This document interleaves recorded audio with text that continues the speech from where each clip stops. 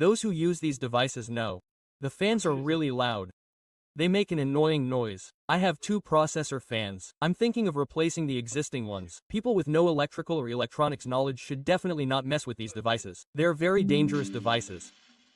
There are 2 screws right here. The fan fits in there. One fan blows through here, folks, and the other one exhausts heat from there. There's another fan socket behind our fan socket. It says fan there, and I found a case fan like this. This one is a bit quieter.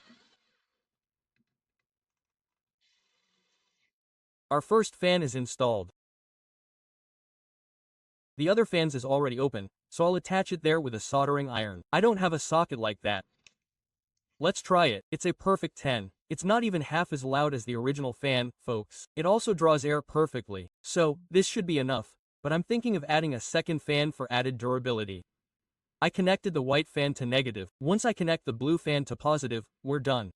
We've connected the second fan to our system.